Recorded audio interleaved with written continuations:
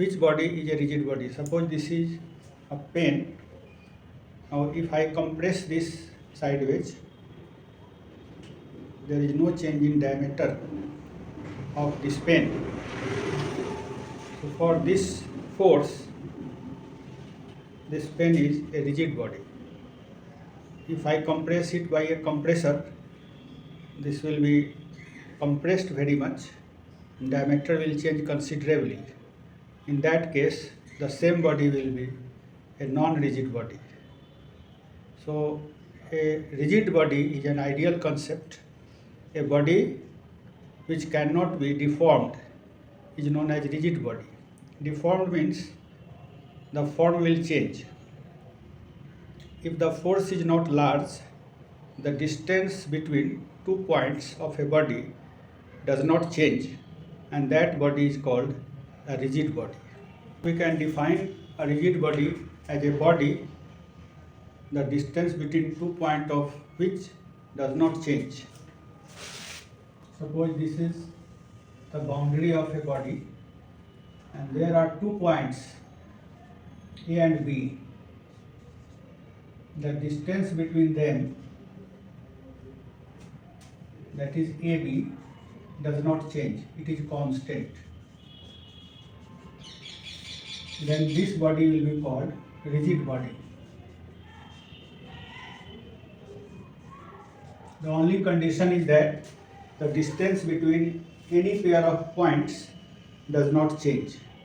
चाहे कितना भी फोर्स लगा लें, अगर 2 पॉइंट के बीच का डिस्टेंस नहीं चेंज करता है, तब ऐसे बॉडी को बोलते हैं रिजिड बॉडी। तो यह एक आइडियल कंसेप्ट है, क्योंकि हम जानते हैं कि बॉडीज़ किस चीज़ से बनते हैं, एटम्स एंड मॉलिक्यूल्स से, और वो सारे अपने अपने जगह के अबाउट थोड़ा थोड़ा वाइब्रेट करते हैं। तो इसलिए मॉलिक्यूल्स के बीच डिस्टेंस मॉलिक्यूलर लेवल पर चेंज करता है। लेकिन ये जो कंसेप्ट है वो क्लासिकल मैकेनिक्स का कंसेप्ट है, जिसमें उस चेंज को नेगलेक्ट करते हैं और हम मानते हैं कि इसका जो सरफेस है वो फिक्स्ड है या कोई 2 पॉइंट के बीच का डिस्टेंस चेंज नहीं कर रहा है। तो ऐसे बॉडी को बोलते हैं rigid body.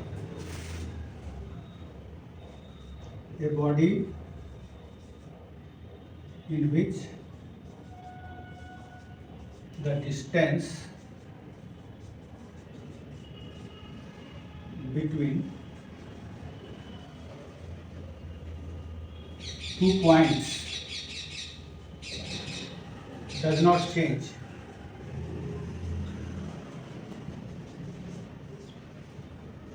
Is called a rigid body.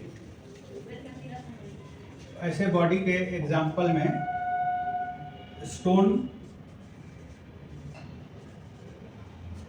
Rigid body है, और अगर यही स्टोन क्रशर में डाल दें, स्टोन बनाने वाले चिप्स बनाने वाले मशीन में डाल दें, तो इसके कई टुकड़े हो जाएंगे। तब उस हालत में यह रिजिड नहीं रह जाएगा।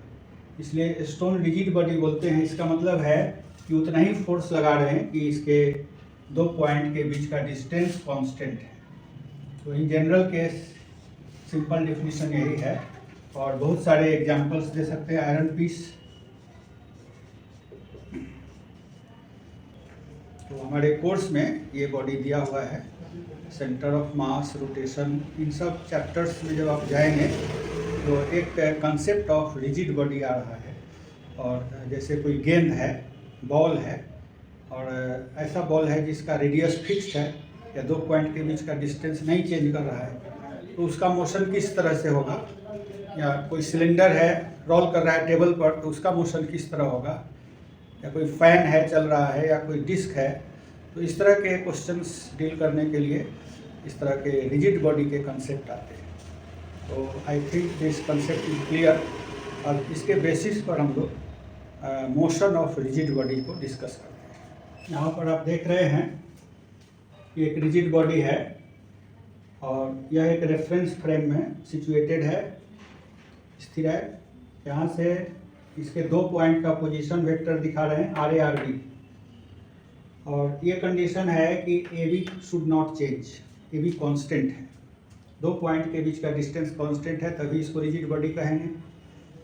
तो how to describe the motion of such a rigid body. तो हम लोग वेरी कंडीशन से स्टार्ट करते हैं, जैसे आर ए और आर बी इसके पोजीशन वेक्टर्स हैं।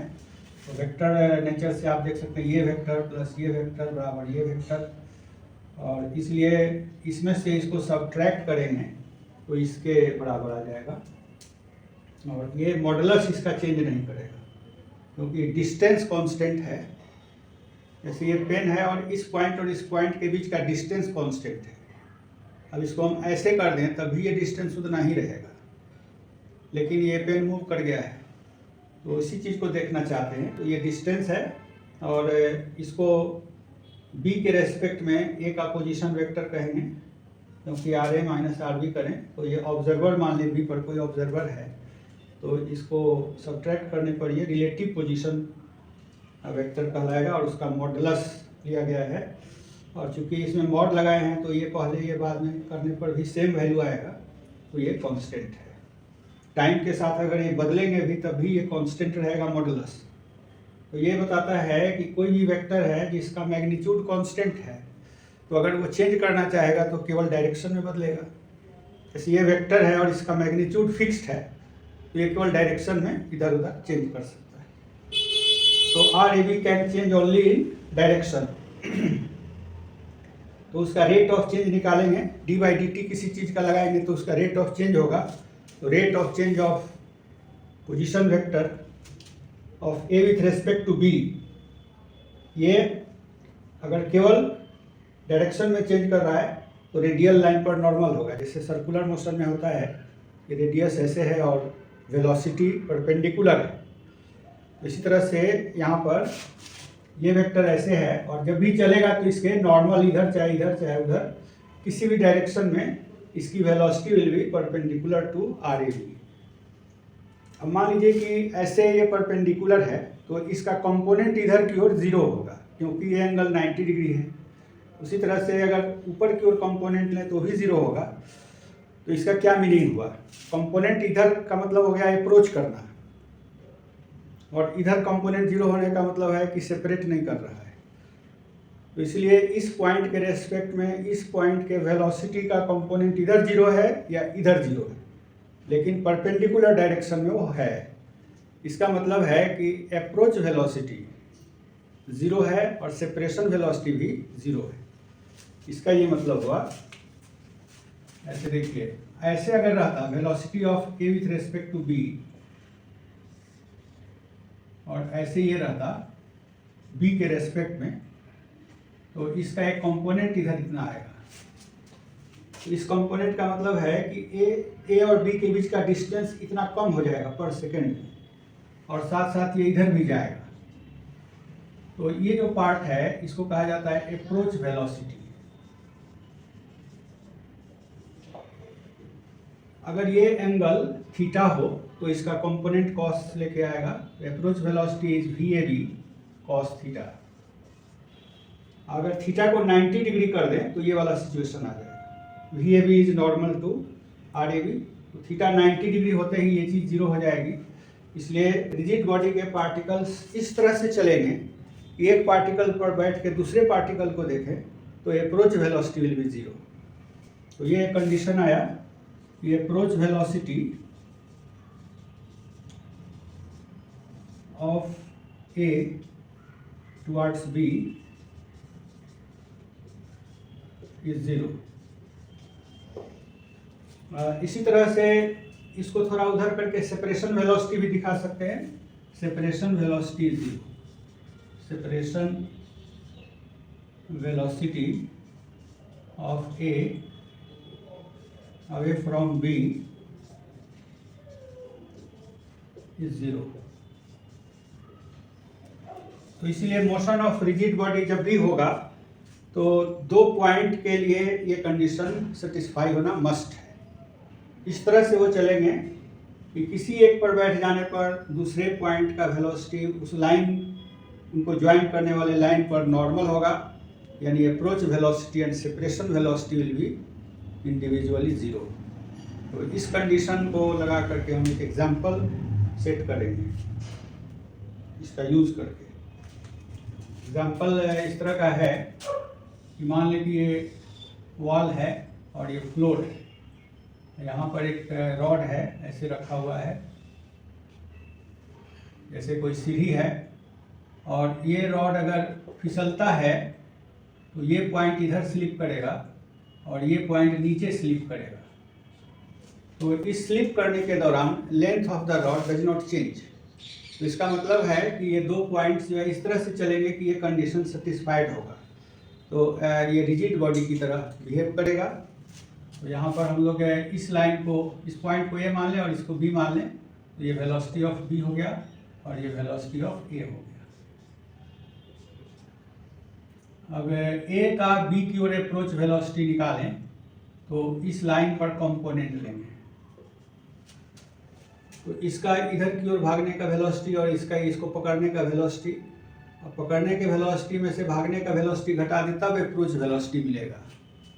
तो इसका कंपोनेंट लेंगे, उसके लिए एंगल चाहिए। मान लें कि एंगल थीटा है तो इधर भी थीटा होगा और ये 90 माइनस थीटा होगा।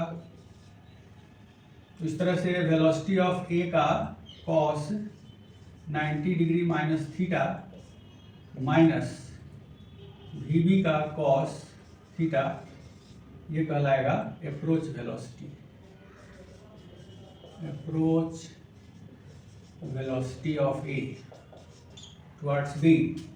और रिजिड बॉडी होने के कारण इसको जीरो होना चाहिए, तो इससे आप वी और वी बी में एक कंडीशन निकाल सकते हैं और रिजिड बॉडी।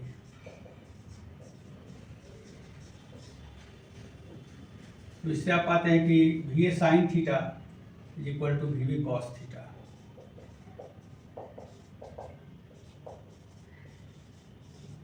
अब इसमें से किसी एक का वैल्यू दिया रहे, एंगल दिया रहे, तो एक अननोन को फाइंड आउट कर सकते हैं। इस तरह से रिजिड बॉडी का प्रॉपर्टी यहाँ यूज किया गया। अब हम लोग कंसीडर करेंगे rotation of rigid body. Rotation का दो भाग समझ सकते हैं। एक भाग है रोटेशन अबाउट एन एक्सिस और दूसरा भाग है रोटेशन अबाउट ए पॉइंट। अगर किसी बॉडी को दो पॉइंट पर फिक्स कर दे और इसको घुमाएं, इस तरह से चलाएं कि रिजिड बॉडी का जो डिस्टेंस का कंडीशन है वो सेटिस्फाइड रहे, तब उस हालत में एक ही तरह का मोशन संभव है, और वो है कि सभी पार्टिकल्स सर्कल में जाएं और उन सर्कल्स का सेंटर इस लाइन पर पड़े। तो ये लाइन जो है स्थिर है, फिक्स्ड लाइन है। इस लाइन का नाम होता है एक्सिस। यह एक्सिस कोऑर्डिनेट एक्सिस से डिफरेंट है, लाइन का ही नाम एक्सिस है यहाँ पर। इसमें कोई सेंस ऑफ पॉजिटिविटी नहीं है, जस्ट एक लाइन है जो स्थिर लाइन को यहाँ एक्सिस कहा गया है। इस फिगर में हम दिखा रहे हैं कि एक पॉइंट पर कोई बॉल लेकर के और घुमा दिया गया है, तो वो डिफरेंट डायरेक्शन में जो लाइंस हैं उनके अबाउट किसी इंस्टेंट पर टर्न कर रहा है। कभी इस एक्सिस के अबाउट टर्न किया, कभी इसके अबाउट किया, कभी इसके अबाउट किया, लेकिन खूबी यह है कि सभी एक्सिस एक ही पॉइंट पर कट रहे। तब हम लोग कहते हैं कि यह इस पॉइंट के अबाउट टर्न कर रहा है। If all the axis of possible axis of rotations intersect in a single point, that point will remain always at rest.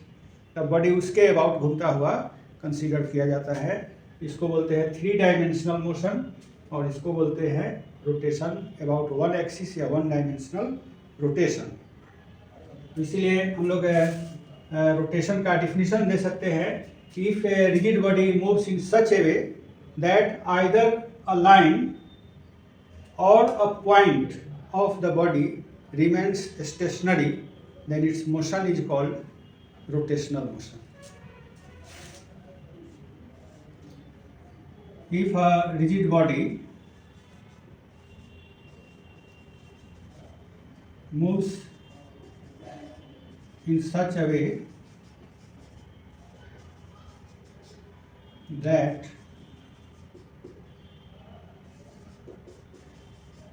either a point or a line of the body remains at rest, then its motion is called rotational motion. If a rigid body moves in such a way that either a point or a line of the body remains at rest, then its motion is called rotational motion. If a rigid body moves in such a way that either a point or a line of the body remains at rest, then its motion is called rotational motion. एक body इस तरह से move करे, moves in such a way that either a point or a line of the body remains at rest, the motion is called rotation. The motion is called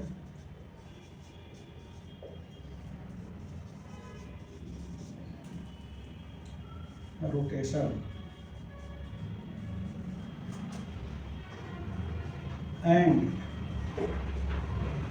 तो हो गया motion का part कि motion क्या कहलाता है, rotation, और in fixed points को क्या कहते हैं। तो पॉइंट जो फिक्स है उसको कहते हैं सेंटर ऑफ रोटेशन, और अगर लाइन फिक्स है तब इसको बोलते हैं एक्सिस ऑफ रोटेशन। तो उस बात को यहाँ लिख रहे हैं कि the motion is called rotation and the point at rest is called point at rest is called the center of rotation.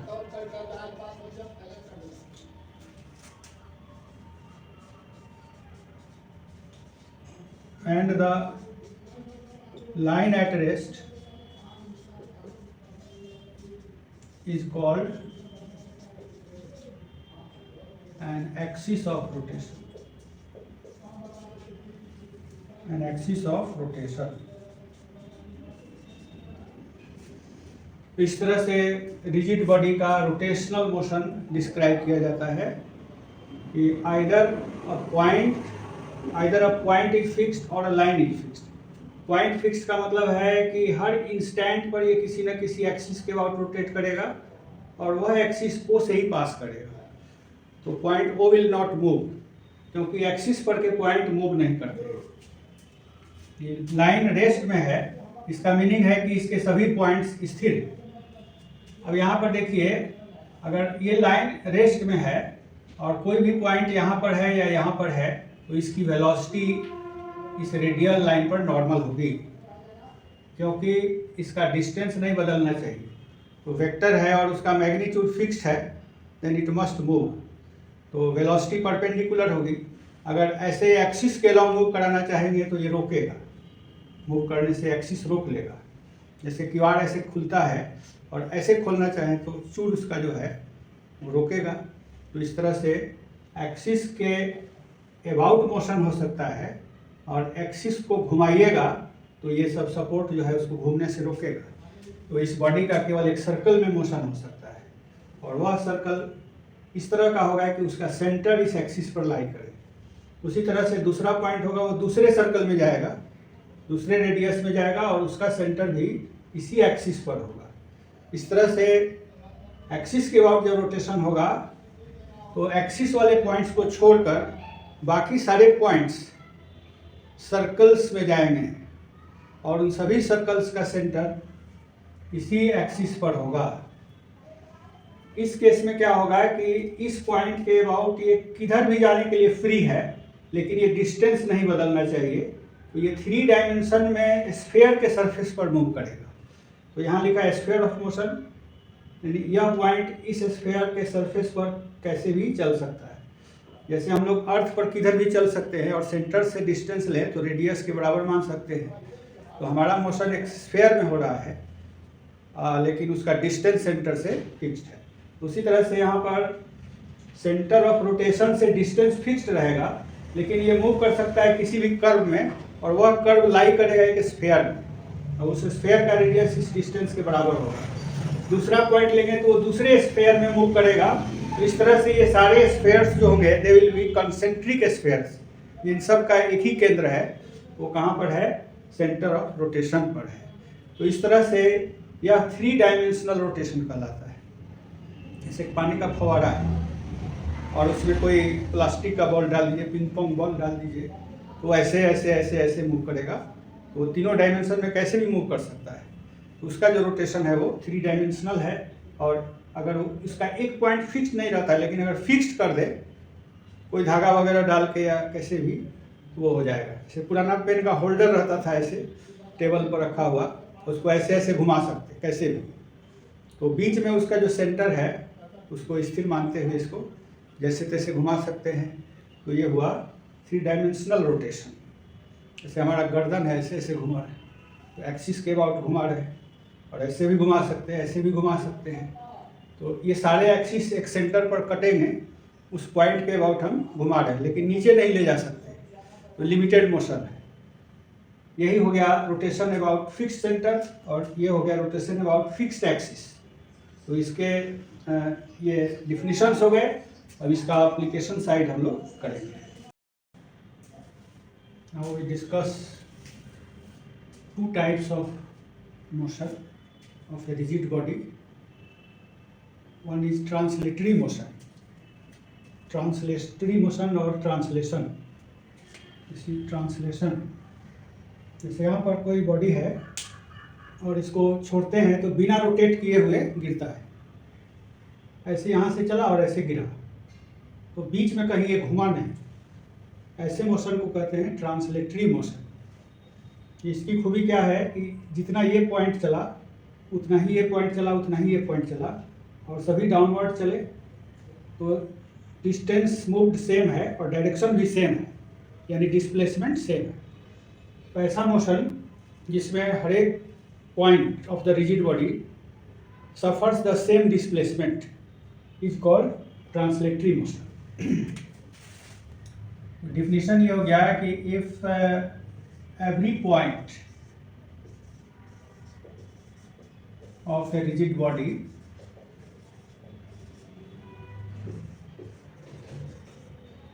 suffers the same displacement,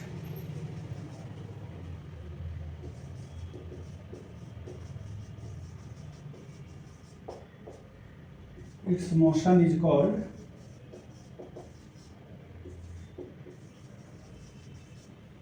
translatory।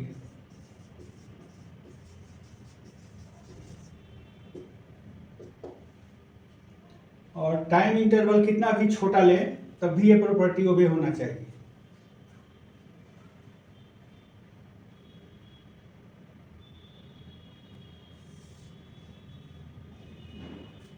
तो ये हो गया इसका एक टाइप का मोशन रिजिड बॉडी का, जिसमें सभी पॉइंट्स सेम डिस्प्लेसमेंट सफ़र करेंगे। जैसे मान लो कि एक रस्सी से और एक ब्लॉक को ऐसे लटका दिया जाए, इसके बाद कुछ देर बाद देखा जाता है कि ये दोनों रस्सी अपने ही पैरेलल है और ब्लॉक यहाँ आ गया। तो इस हालत में ये अपने ही पैरेलल ऐसे उठा है, तो इसीलिए ये मोशन ट्रांसलेटरी होगा। ऐसे यहाँ था, बीच में भी कहीं पर ये मुड़ा नहीं, क्योंकि ये धागा टाइट है, तो मुड़ेगा तो एक बढ़ेगा एक घटेगा, इसलिए मुड़ नहीं पाएगा, तो ऐसे चलेगा, तो अपने ही पैरेलल हरदम चलेगा। तो ऐसे मोशन को कहते हैं ट्रांसलेटरी मोशन। इसको ऐसे भी डिफाइन करते हैं कि कोई भी लाइन पैड इसमें खींच दिया जाए तो वह लाइन अपने ही पैरेलल शिफ्ट होता हो। Any line drawn in the body shifts parallel to itself, then motion is called translatory। और suffers the same displacement का भी वही मीनिंग हुआ कि सभी का डिस्प्लेसमेंट सेम है। और टाइम इंटरवल से डिवाइड करेंगे तो सभी पॉइंट्स का एक ही वेलोसिटी होगा, इसलिए एक पॉइंट का वेलोसिटी बता देने से पूरे बॉडी का वेलोसिटी आप बता सकते हैं। तो इसलिए इसका मोशन एक पॉइंट की तरह डिस्क्राइब किया जाता है। दूसरा एग्जाम्पल हम यहाँ दे रहे हैं कि एक बच्चा है जो डंडे को घुमा के फेंकता है, और यह डंडा जाके आम में लग रहा है ऊपर में, तो इसका जो मोशन है वो ऐसे घूमते हुए जाके लग रहा है। तो बीच में अगर एक लाइन ड्रॉ कर दें तो यह लाइन अपने पैरेलल नहीं चला है, ये लाइन टेढ़ा होते चला गया है। तो ऐसे मोशन जिसमें रोटेशन जैसा भी कुछ दिख रहा है और ट्रांसलेशन भी हो रहा है, it is combination of rotation and translation. इसको बोलते हैं रोटो। रोटो आया रोटेशन से, और ट्रांसलेटरी ट्रांसलेशन से, दोनों का कॉम्बिनेशन ये है। इसमें कोई भी पॉइंट एक जगह नहीं, फिक्स्ड नहीं, सब में कुछ ना कुछ वेलोसिटी है।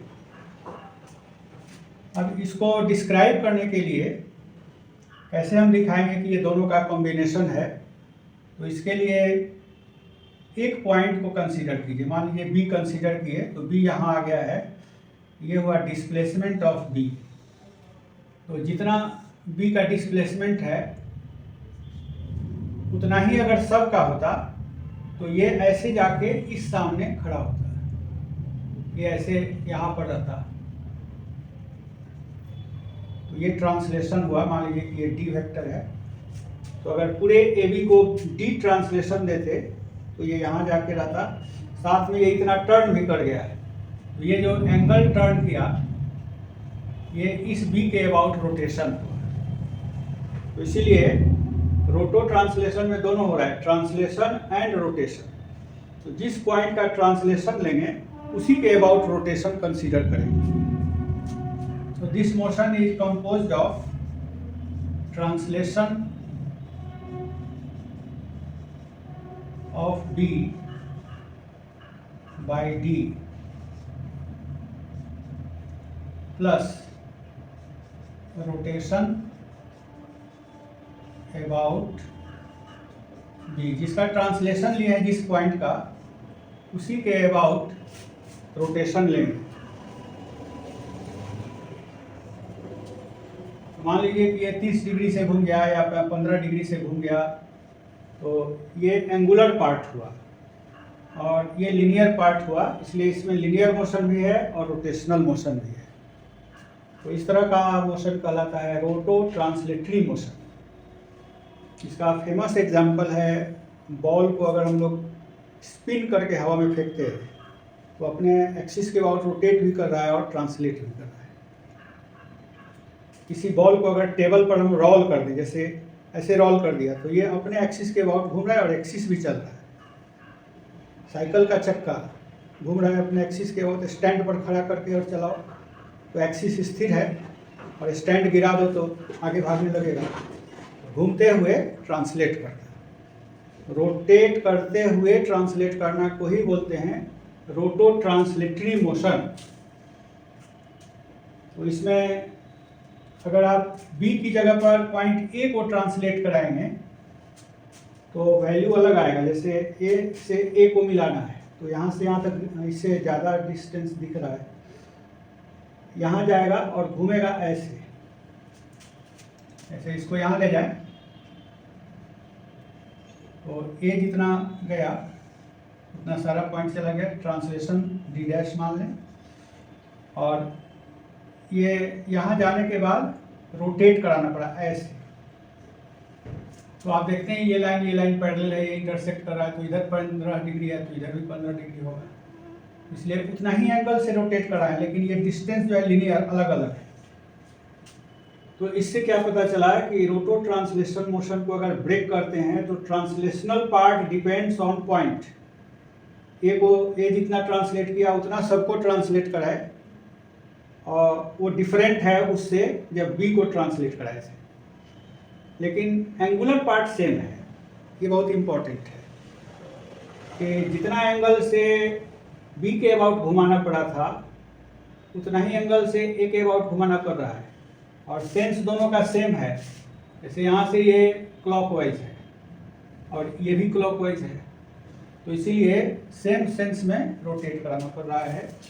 तो ट्रांसलेशनल पार्ट चेंज कर जाएगा लेकिन रोटेशन सेम रहेगा। ये चेसेल्स थ्योरम के रूप में इंजीनियरिंग के लोग जानते हैं। किसी बॉडी को ट्रांसलेट करा सकते हैं किसी भी पॉइंट के ट्रांसलेशन के बराबर, और उसी पॉइंट के अबाउट रोटेट कराएंगे, तो जितना एंगल से रोटेट कराएंगे वो सेम होगा। तो ये दो टाइप के मोशन लोग करते हैं, इसको यूज़ करेंगे।